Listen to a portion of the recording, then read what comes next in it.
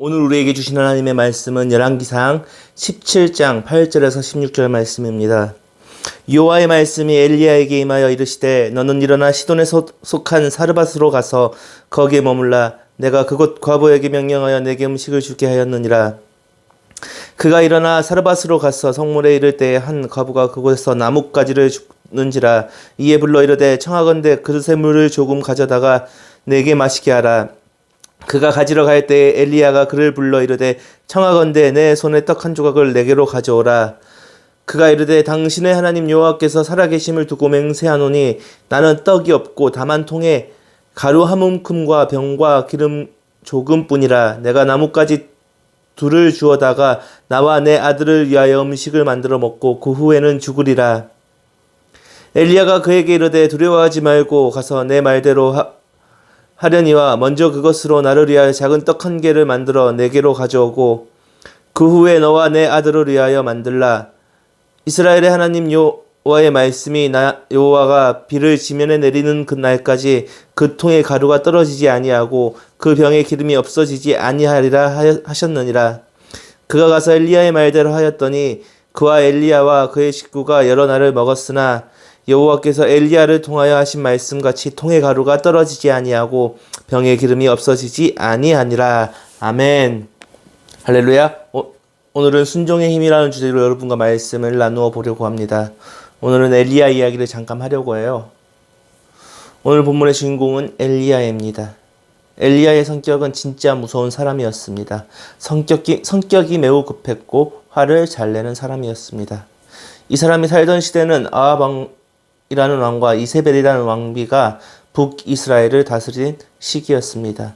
이 사람은 정말로 악독한 왕이었습니다. 과도한 세금을 물리고 백성들을 착취했습니다.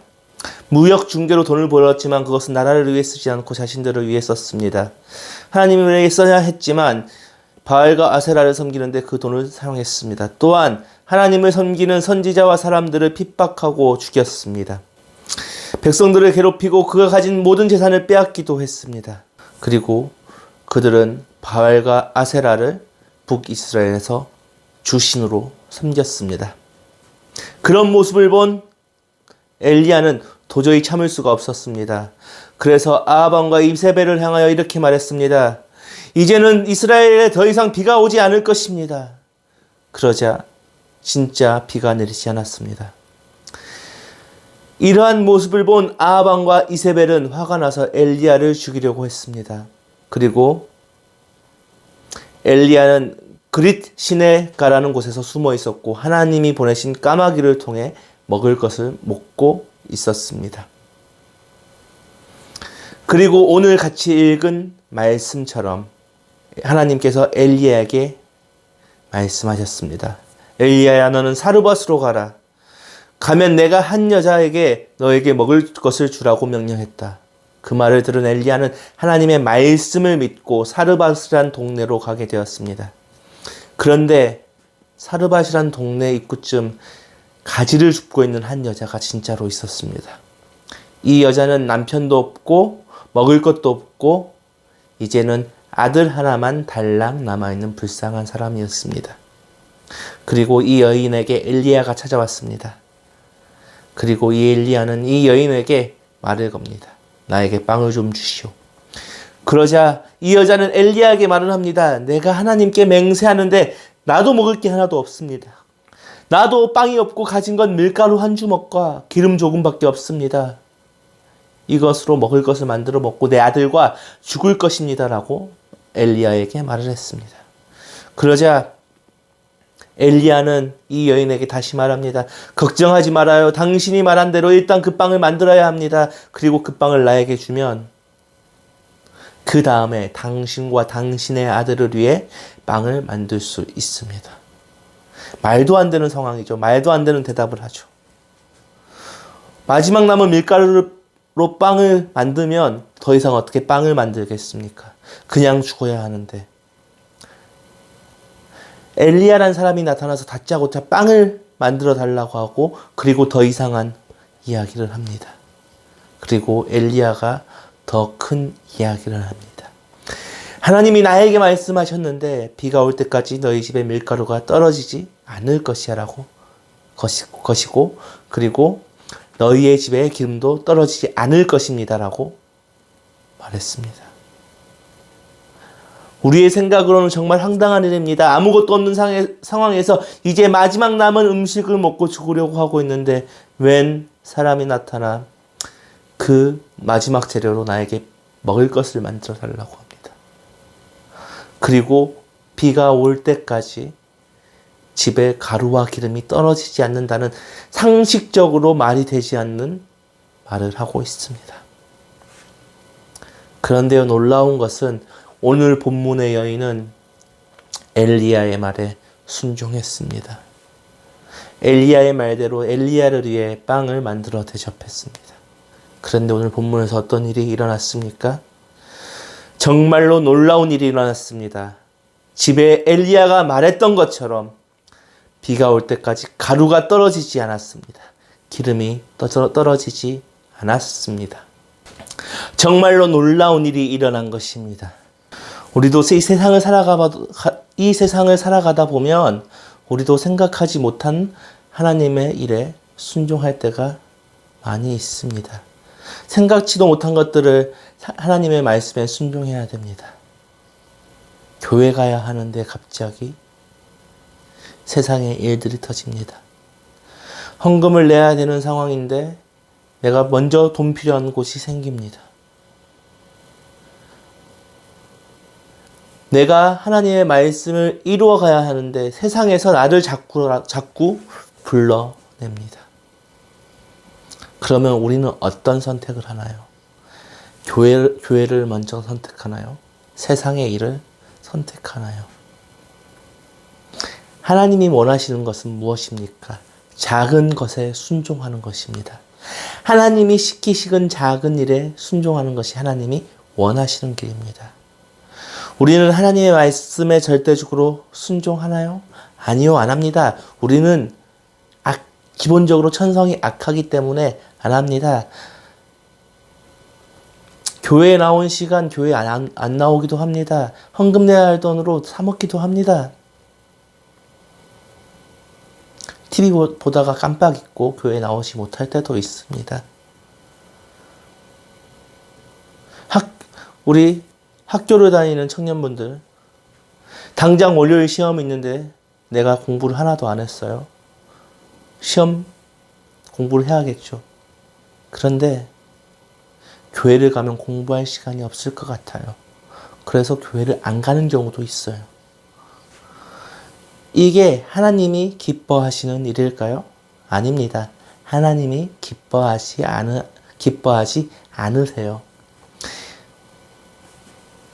이스라엘에는 사울왕이 있었습니다. 이 사람은 진짜 왕이 될 사람이었다고 할 정도로 키도 크고 얼굴도 잘생겼습니다. 싸움도 잘했습니다. 말도 잘했어요. 그런데 하나님이 싫어하는 일을 해서 사울왕은 왕의 자리에서 죽음을 맞이했습니다. 그리고 그 자리에 다윗을 왕으로 세워주셨습니다. 왜 그랬을까요? 전쟁을 하는 중에 하나님이 시키시지 않은 오직 선택된 사람만이 할 수 있는 하나님께 제사 드리는 일을 사울왕은 자신이 해버렸어요.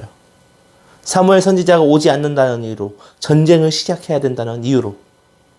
그리고 이 일이 있은지 사무엘 선지자를 통해 하나님은 이렇게 말씀하십니다. 순종하는 게 제사보다 낫다. 하나님의 말씀을 잘 듣는 게 낫다. 다시 말씀으로 돌아오겠습니다. 이 불쌍한 여인은 엘리야를 통해 하나님의 말씀에 순종했습니다. 그랬더니 어떤 일이 일어났습니까? 한 번 먹을 밀가루밖에 남지 않았던 그 집에 비가 올 때까지 몇 날 며칠이 지나도록 밀가루와 기름이 넘쳐나게 되었습니다. 굶지 않게 되었습니다. 여러분, 하나님께서도 여러분에게 황당한 요구를 하실 때가 있습니다. 목사님을 통해, 전도사님을 통해, 우리의 집사님들을 통해, 교회를 통해, 그리고 여러 부모님을 통해 여러분의 상식과 생각으로 이치에 맞지 않는 요구를 하실 때가 있습니다. 그런데요, 그 순종의 열매는 정말 달콤하다는 것입니다. 오늘 이야기처럼 저 불쌍한 여자가 하나님의 말씀에 순종하지 않았다면 어떻게 되었을까요? 그녀와 그녀의 아들은 그 마지막 빵을 먹고 굶어 죽었을 것입니다. 그러나 하나님의 말씀에 순종한 그 여인과 아들은 엘리야를 통해서 놀라운 하나님의 일을 체험하고 끝까지 살아남았습니다. 여러분, 오늘 본문의 여인처럼 말씀에 순종하십시오. 당장 내가 예배에 나오게 되면 내가 해야 될 일들이 있을 것입니다. 그러나 그것들을 하기 싫다고, 두렵다고, 사람이 보기가 싫다고, 내 성격에 맞지 않는다고 해서 순종하지 않으려는 모습을 버려야 합니다.